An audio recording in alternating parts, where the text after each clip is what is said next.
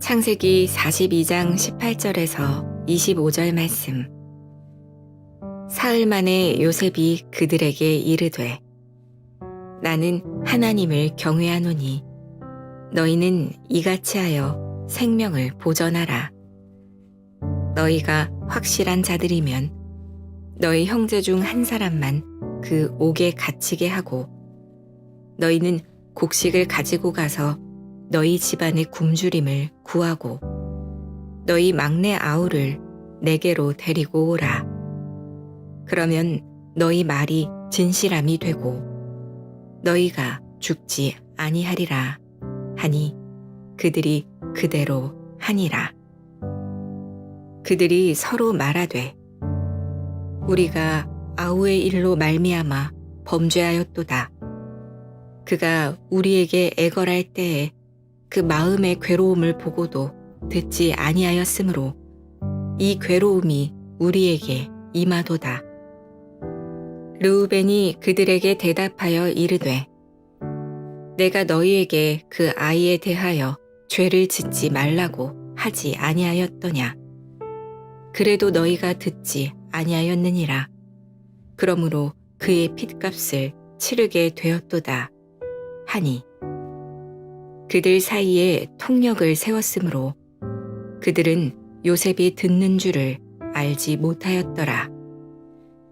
요셉이 그들을 떠나가서 울고 다시 돌아와서 그들과 말하다가 그들 중에서 시므온을 끌어내어 그들의 눈앞에서 결박하고 명하여 곡물을 그 그릇에 채우게 하고 각 사람의 돈은 그의 자루에 도로 넣게 하고 또 길 양식을 그들에게 주게 하니 그대로 행하였더라. 샬롬. 오늘도 하나님의 말씀으로 하루를 시작하시는 여러분들에게 하나님의 은혜와 평강이 충만하게 넘치시기를 간절히 축복합니다. 2025년 5월 8일 우리 창세기 42장 18절에서 25절 말씀을 가지고 죄를 기억하면 이라는 말씀 제목을 함께 나누도록 하겠습니다. 아이들이 장난감을 숨길 때 어릴 때 보면 가끔 이런 행동을 하죠. 자기가 망가뜨린 장난감을 이불이나 소파 밑에 밀어놓고 어른들이 찾으려고 하면 태연하게 모른다고 없었다라고 얘기합니다. 분명 거짓말이고 그 거짓말이 다 보이는데도 아이가 하니까 참 웃음이 나고 그럴 때가 있죠. 그런데 이런 모습이 우리의 신앙생활을 돌아보게 합니다. 우리는 이건 아무도 몰라 라고 말하면서 죄를 숨기려고 하지만 하나님은 숨겨진 죄까지 다 알고 계시고 다 보시고 그리고 그 죄를 무조건 심판하려고 하시는 것이 아니라 사랑으로 기억나게 하시고 또 회개해서 돌아오게 만드신다라는 것이죠. 오늘 본문 속 요셉의 형제들은 십수년간 묻어두었던 죄와 마주하게 되는데 하나님은 때로 고난이라는 거울을 통해서 우리의 깊은 죄를 비추시죠. 그 목적은 단 하나, 우리를 살리기 위해서입니다.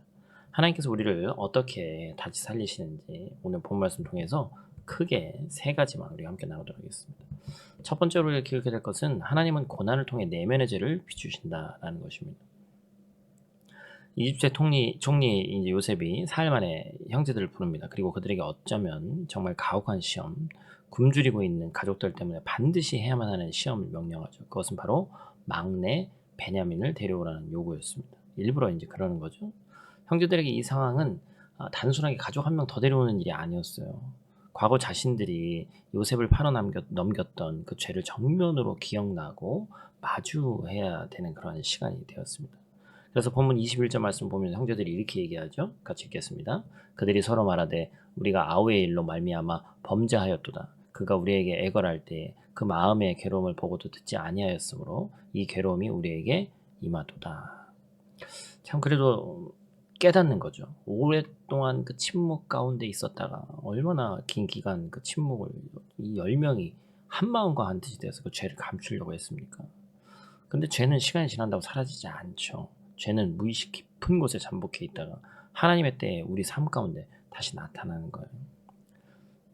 한 성도가 큰 병을 얻게 돼서 병원에 입원했습니다. 병실 침상에 누워있는데 온갖 생각이 다 스쳐 지나가죠. 그가 수년 전 회사에서 정직하게 일하던 누명에게 누명을 씌워서 해고 처리했던 일이 떠오르게 됐습니다. 당장 전화를 해서 사과를 했다고 합니다. 평소엔 잊고 살았지만 고난의 순간에 마음속 깊이 숨겨두었던 그 죄가 드러난 것이죠. 그래서 병상에서 눈물로 회개하고 하나님께 돌아갔죠. 여러분, 고난은 단순한 불행이 아니죠. 고난은 하나님의 내적인 작업입니다. 숨겨진 죄를 깨닫게 하시고 다시 주님께 나오게 하는, 다시 말해서 은혜가 되는 기회예요. 나는 지금 어떤 고난 속에 있고 그 속에서 하나님이 비추시는 숨은 죄는 무엇인지를 고민하고 그 안에서 하나님의 위로의 손길을 은혜로 느끼게 되기를 간절히 축복합니다. 본 말씀 통해서 우리가 두 번째로 기억해야 될 것은 하나님은 나를 먼저 돌아보게 하신다라는 것이죠. 베냐민을 데려오라는 이 가혹한 명령이 내려지자 장자였던 루우벤이 목소리를 높여서 다른 형제들의 죄를 꼬집습니다. 22절 말씀 똑같이 읽습니다. 루우벤이 그들에게 대답하여 이르되 내가 너희에게 그 아이에 대하여 죄를 짓지 말라고 하지 아니하였더냐. 그래도 너희가 듣지 아니하였느니라.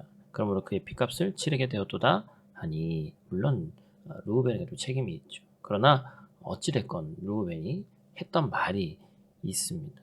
자신은 책임을 외면한 채 다른 형제들만 비난하고 있습니다만 결국에는 이 죄가 돌아온다라는 것이죠.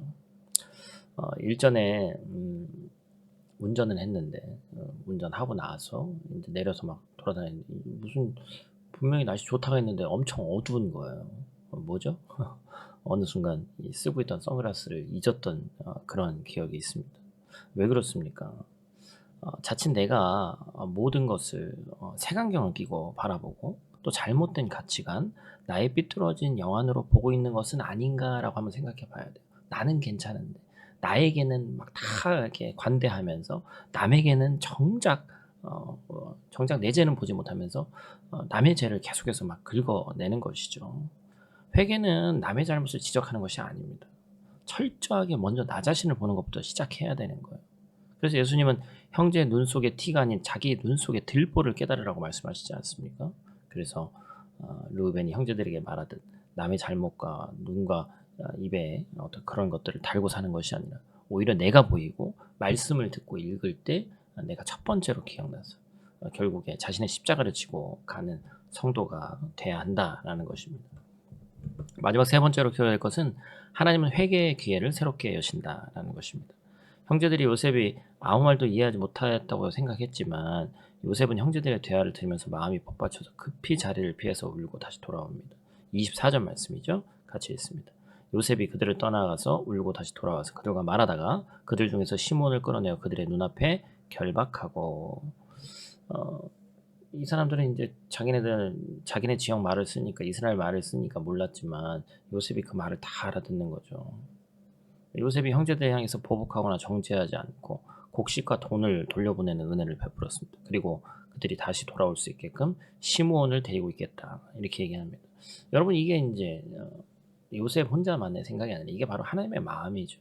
우린 누군가를 보면서 네가 죄인이다 이렇게 정죄하지만 하나님은 죄를 깨닫게 하시면서도 회개할 수 있는 새로운 기회의 장으로 열어주신다고 했어요.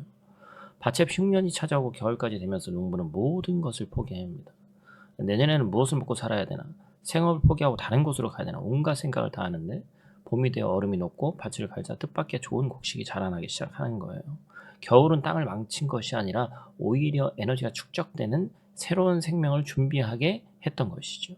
어쩌면 하나님이 우리에게 고난을 주시면서 죄를 깨닫게 하시는 은혜도 동일합니다.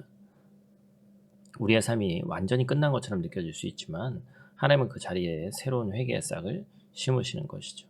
눈물로 죄를 고백하는 순간 하나님은 새로운 생명의 길을 열어주신다라는 것입니다. 사랑하는 성도 여러분, 하나님은 오늘도 우리의 마음을 지금도 두드리고 계신 줄 믿습니다. 숨긴 죄를 꺼내시고 감춰둔 상처를 비추시죠. 그러나 그 목적이 심판이 아닙니다. 회개를 통한 회복인 줄로 믿습니다. 지금도 여전한 고난 가운데 있는 형제자매들이 있습니다. 혹시 과거에 제가 마음을 짓누르고 있는 분들이 있습니까? 하나님은 우리를 정죄만 하지 않으시고 반드시 먼저 돌아오라고 부르고 계시는 거예요. 오늘 주님 앞에 나아가길 원합니다. 우리 르우벤이나 또 다른 이들처럼 남만 탓하는 것이 아니라 내 죄를 인정하고 고백하는 오늘 하루 하나님과 깊은 사귐이 있는 귀하고 복된 하루 될 수 있기를 간절히 축복합니다. 우리 다 같이 있는 자리에서 기도하고 마치도록 하겠습니다. 사랑과 은혜가 풍성하신 아버지 하나님 감사합니다. 이 아침 죄를 기억하게 하시는 주님의 은혜를 오히려 찬양합니다. 우리 마음속 깊이 숨겨졌던 죄를 주님이 이미 아시고 그것을 드러내어 심판하시기보다 회개하게 하시려는 사랑의 마음으로 오늘도 우리를 부르시는 줄 믿습니다. 주님, 남의 죄는 쉽게 지적하면서도 정작 내 안에 들보를 보지 못했던 우리의 어리석음을 용서해 주시옵소서. 하나님, 요셉이 형제들 향해 울고 다시 은혜로 맞이했던 것처럼 우리도 정죄와 분노보다 회복과 용서의 길을 걷게 하시고 지금 이 고난과 아픔의 자리가 회개의 기회요 새로운 생명의 싹이 자라는 은혜의 받침을 믿고 감사할 수 있도록 도와주시옵소서. 오늘 하루도 주님 안에서 그리스도인답게 정직하게 살기를 원합니다. 숨긴 죄가 있다면 용기 내어 주님 앞에 고백하고 주님의 품으로 다시 돌아가는 하루 될 수 있도록 하나님 도와주시옵소서. 우리를 끝까지 사랑하시는 예수님 귀하신 이름으로 기도드립니다. 아멘.